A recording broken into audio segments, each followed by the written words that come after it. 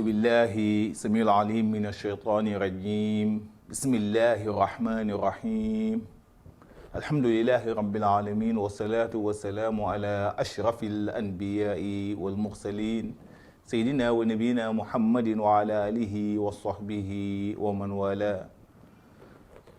Chers frères et sœurs en islam, assalamu alaikum wa rahmatullahi ta'ala wa barakatuh. Nous allons aujourd'hui vous parler des méfaits de la corruption. Chers frères et sœurs en islam, la corruption au regard de l'islam est un grand péché, une pratique malsaine, extrêmement dangereuse vu les conséquences néfastes qu'elle présente. Elle est devenue monnaie courante dans notre société. Aujourd'hui, il faut le dire, aucun secteur d'activité n'est pratiquement à l'abri de ce fléau. Et pourtant, Allah subhanahu wa ta'ala nous avait formellement interdit de ne point dévorer entre nous nos biens de façon illicite. Il nous le signifie dans le Saint-Coran lorsqu'il nous dit Ya ayyuhallazina amanu la ta'kulu amwalakum baynakum bil batil. Ô croyants, ne dévorez pas à tort vos biens entre vous. Et c'est par la gravité qu'il y a dans cette pratique malsaine qu'est la corruption que le corrupteur et le corrompu sont tous sous la malédiction d'Allah subhanahu wa ta'ala. Le prophète Mohammed alayhi salatu wasalam nous l'a confirmé. La'anallahu ar-rashi wal-murtashi.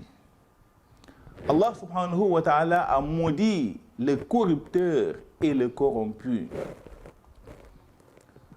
La corruption, chers frères et sœurs en islam, comme je l'ai tantôt affirmé, présente des conséquences néfastes. D'abord sur le plan économique, elle fragilise et ruine même l'économie d'un pays.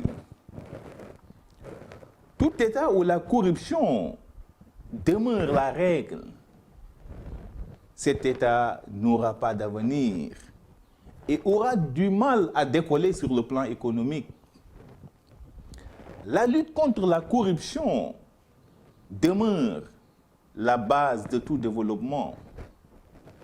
Et par conséquent, si nous voulons véritablement prétendre à l'émergence économique de nos pays, il nous faut impérativement combattre la corruption à tous les niveaux et à tous les secteurs. Sur le plan social, la corruption crée en nous le manque de confiance, ce qui va sans doute favoriser un climat d'insécurité, de méfiance et de haine entre les populations.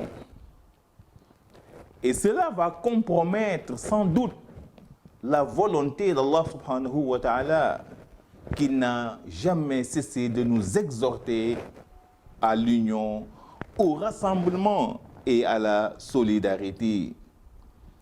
وَاعْتَصِمُوا بِحَبْلِ اللَّهِ جَمِيعًا وَلَا تَفَرَّقُوا. Cramponnez-vous tous au câble d'Allah subhanahu wa ta'ala et ne soyez point divisés. Le câble d'Allah subhanahu wa ta'ala n'est rien d'autre que ses orientations. Et sur le plan santé, toute personne, chers frères et sœurs en islam, toute personne qui use de la corruption ou qui se nourrit même de l'argent issu de la corruption ne sera jamais en parfaite bonne santé. Les oulémas ont jugé à l'unanimité que l'argent issu de la corruption est naturellement illicite. Et par conséquent, le musulman doit s'en abstenir, non seulement pour être en bonne santé, mais aussi pour se préserver du feu de l'enfer. Vous savez, l'argent illicite, il est pire même qu'un poison, car il ronge froidement et silencieusement l'organisme de la personne. Les docteurs de la jurisprudence islamique ont nettement démontré que la plupart des tumeurs qui existent aujourd'hui à travers le monde sont dues à la consommation de l'argent issu de la corruption, autrement dit de l'argent illicite. Chers frères et sœurs en islam, sachez que toute personne qui se nourrit de l'argent illicite, son corps sera sauvagement dévoré par le feu de l'enfer le jour dernier. Le prophète Mohammed alayhi salatu wassalam nous le confirme. Kullu lahmin nabata min haram, fannaru awla bih. Toute chair qui s'est nourrie par l'illicite, le feu de l'enfer va certes le dévorer le jour dernier. Vous savez, si la personne se nourrit illicitement, il lui sera très difficile d'accomplir de bonnes actions.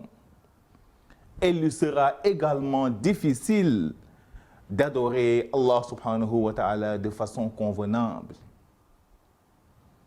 Allah subhanahu wa ta'ala nous l'a clairement signifié à ses messagers.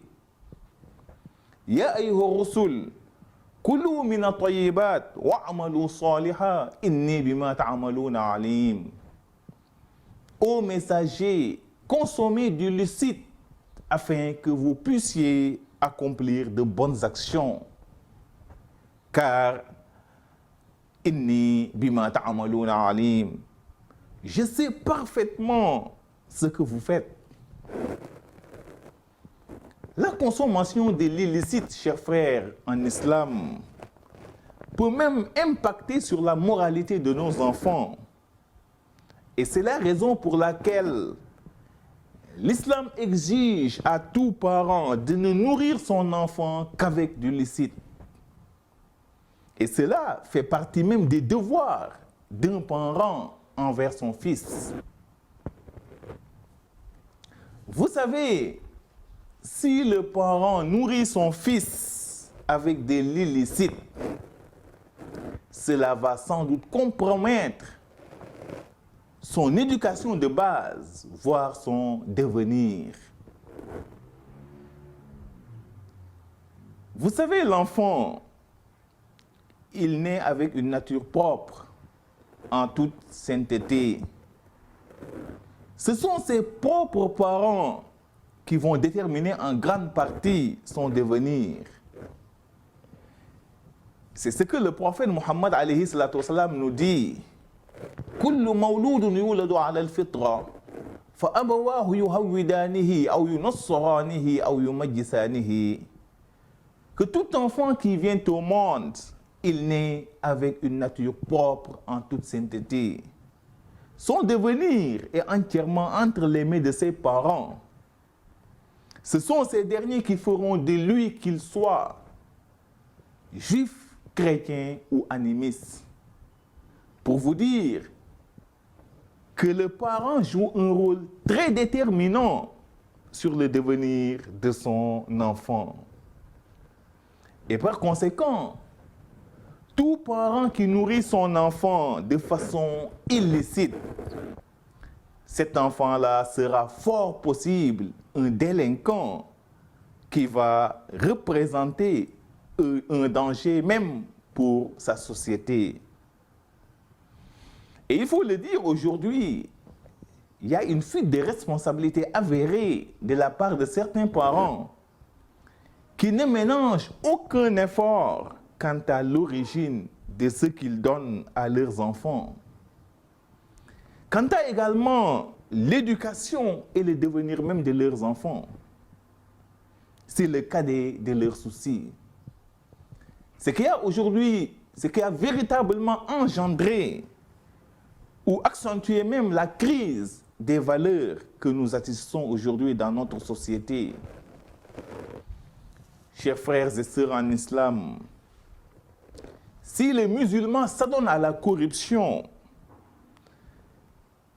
s'ils se nourrissent de l'illicite, cela va interrompre la relation qui existe entre Allah subhanahu wa ta'ala et lui.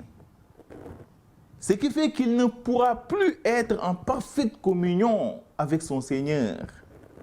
Et dans ce cas, il va s'égarer et sera sans doute sous la conduite de Satan, le diable, qui va lui ordonner à commettre que des actes immoraux et blâmables. Allah subhanahu wa ta'ala nous l'a confirmé. Ya ayyuhalladhina amanu la tattabi'u khutuwati ash-shaytan wa man yattabi'u khutuwati ash-shaytan fa innahu ya'muru bil fahsha'i wal munkar. Ô croyants, ne suivez pas les pas de Satan, le diable. Quiconque les suit, Satan ne va lui ordonner que des actes immoraux et des turpitudes. Chers frères en islam, si les musulmans se nourrissent illicitement, ces invocations ne seront plus exaucées. Et cela d'après le hadith d'Ibn Abbas radiallahu anhuma, qui nous dit qu'Anas ibn Malik a demandé un jour au prophète Muhammad sallallahu alayhi wa sallam, Ya Rasulallah, Ud'u Allah an yaj'alani mustajabu da'wa. Ô messager d'Allah, invoque-moi Allah subhanahu wa ta'ala afin qu'il exauce mes invocations. Le prophète Muhammad sallallahu alayhi wa sallam lui répondit, Ya Anas, attib mat'amaka takun mustajabu da'wa, fa inna rajula la yarfa'u luqmatan min haram illa fi fala yustajabu lahu da'wa arba'ina yawma. Ô Anas, pour que tes vœux soient exaucés, fais ton possible pour que ce que tu consommes soit licite. Et sache que l'homme qui met dans sa bouche une bouchée de nourriture illicite, 40 jours durant, ses vœux ne seront pas exaucés. Pour vous dire que la consommation du licite demeure la condition sine qua non pour l'acceptation de nos invocations. De même, celui qui se nourrit de l'illicite ou de façon illicite, ses prières ne seront pas acceptées. Ces prières ne seront pas acceptées tant qu'ils ne s'en abstiennent et ne se repentent de façon sincère. لا يقبل الله صلاة امرئ وفي جوفه حرام حتى يتوب إلى الله تعالى. Allah subhanahu wa ta'ala n'accepte la prière de quiconque se nourrit de façon illicite tant qu'il ne se repentent et reviennent à lui. Chers frères en islam, la consommation de l'illicite rend toutes nos bonnes actions vaines et nous mène en enfer.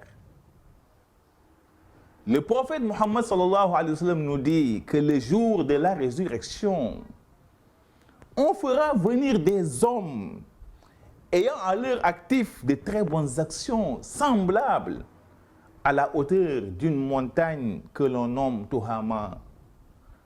Allah subhanahu wa ta'ala rendra leurs bonnes actions en poussière disséminée et les jettera en enfer.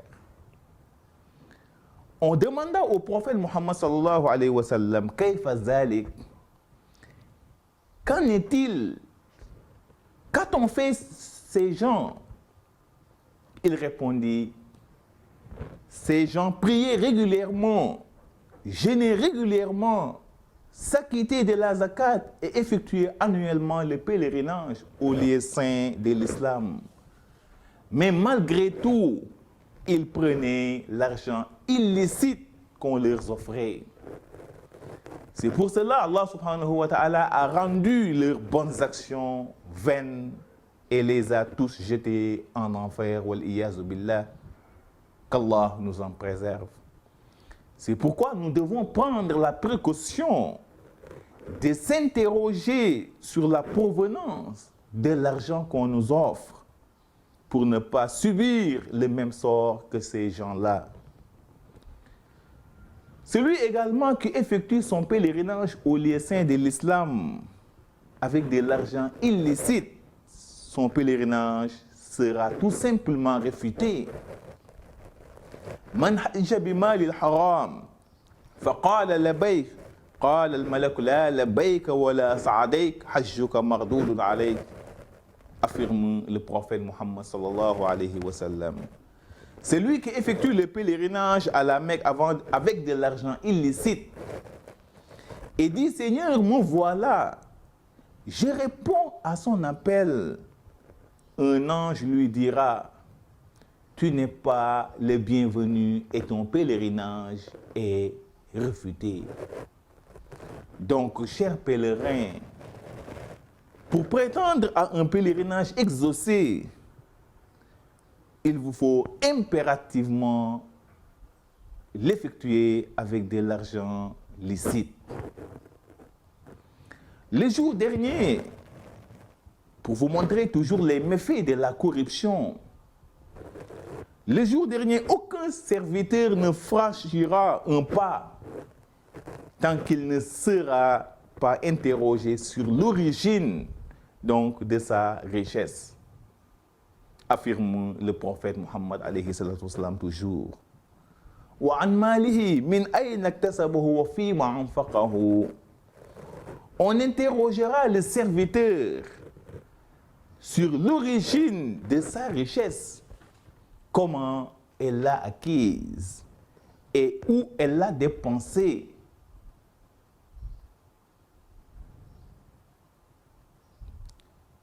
Chers frères en islam, sachez que le jour de la résurrection, on rendra compte de ce qui est licite et non de ce qui est illicite. Al-malu halal hisabun wal-malu al-haram iqabun. L'argent acquis de façon licite fera l'objet de règlements de compte. Et celui acquis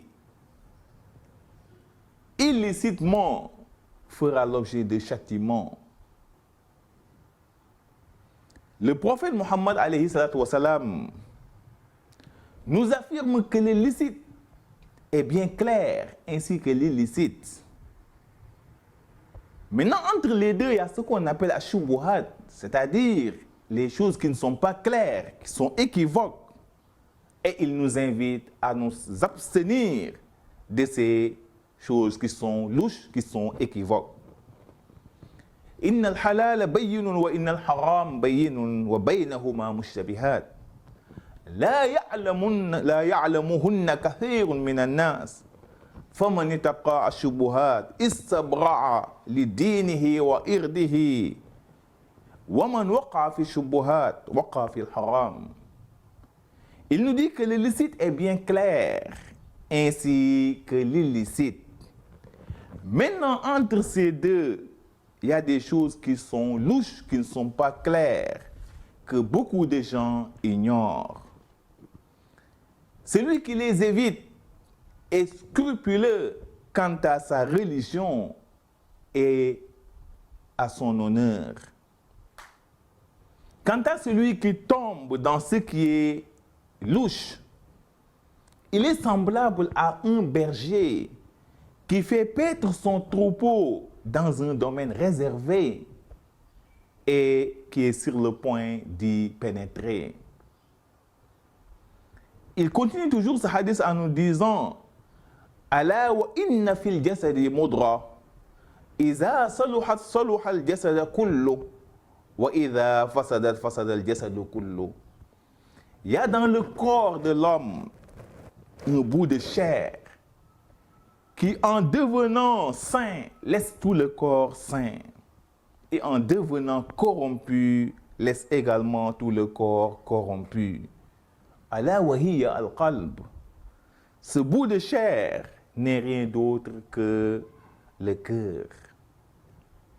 Donc, chers frères en islam, évitons de s'adonner à la corruption, car comme je l'ai affirmé à l'entame de l'émission, que l'argent issu de la corruption, il est pire même qu'un poison. Il détruit ou ronge froidement et silencieusement notre organisme. Vous savez, l'argent issu de la corruption, il est aujourd'hui à la base de certaines maladies qui sévissent aujourd'hui dans notre société. Des maladies pourtant méconnues de nos ancêtres. Donc, chers frères et sœurs en islam, abstenons-nous de la corruption. Et enfin, pour vous parler des causes de la corruption, à notre avis, elle est causée par deux facteurs. D'abord, par le manque de foi et de piété en Allah subhanahu wa ta'ala. Si le fidèle croit fermement en Allah subhanahu wa ta'ala, croit fermement également au jour dernier, il ne va jamais s'adonner à cette pratique malsaine qui va ternir même ses adorations. Vous savez, celui qui n'a pas la foi et la piété en Allah subhanahu wa ta'ala, celui-là, il est plus à craindre qu'un individu armé. C'est un élément nuisible pour la société et qui constitue un danger même énorme pour la société. C'est pourquoi nous ne devons cesser, en tant que religieux, de rappeler les fidèles sur les dangers qu'il y a dans cette pratique malsaine qu'est la corruption. Deuxième cause de la corruption, c'est la pauvreté. La pauvreté qui est un fléau dangereux qu'il faut éradiquer dans notre société. Comment? En exhortant les fidèles à la solidarité, au partage et à l'entraide. Car notre religion qui est l'islam, il est par essence une religion de solidarité. Et c'est pour cette raison qu'Allah subhanahu wa ta'ala a fait de la zakat, qui est le monde légal, le troisième pilier même de l'islam, rien que pour éradiquer la pauvreté. La pauvreté, chers frères en islam, elle tue la dignité et l'honneur de la personne. Et c'est pourquoi le prophète Mohammed alayhi salam implorait son Seigneur pour qu'il le préserve de la pauvreté, mais aussi de la mécréance. Il disait dans ses prières, Allahumma inni a'udhu bika min al-faqri wal-kufr. Seigneur, Allah subhanahu wa ta'ala, préserve-moi de la pauvreté et de la mécréance. Et un poète arabe disait en ce sens, Law kana al-faqru rajulan laqataltuhu. Si la pauvreté était un homme, je l'aurais froidement abattu. Chers frères et sœurs en islam, toute personne qui s'adonne à la corruption doit faire l'objet de dénonciation pour que cela ne se reproduise plus dans la société. Et c'est pourquoi le prophète Muhammad sallallahu alayhi wa sallam nous a clairement dit Man ra'a minkum munkaran falyughayyirhu bi yadihi fa in lam yastati fa bi lisanihi fa in lam yastati fa bi qalbihi. Il nous dit que quiconque parmi vous constate un fait abominable, une pratique malsaine, il doit intervenir pour le corriger, soit par la main, s'il en est capable, soit par la dénonciation, ou à défaut qu'il le désapprouve en son fort intérieur. Et il faut le dire, ce qui a véritablement accentué aujourd'hui la crise des valeurs et contribué même à la dégradation des mœurs, c'est le fait de passer sous silence certains actes immoraux qui se passent dans notre société. Nous n'avons pas le droit de nous taire sur un fait abominable, sur des pratiques malsaines qui portent préjudice à la société. Et par conséquent, tout acte de corruption doit faire l'objet de dénonciation pour que cela soit éradiqué à jamais.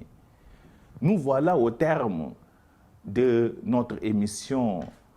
أقول قولي هذا وأستغفر الله العظيم لي ولكم ولسائر المسلمين من كل ذنب فاستغفروه إنه هو غفور رحيم.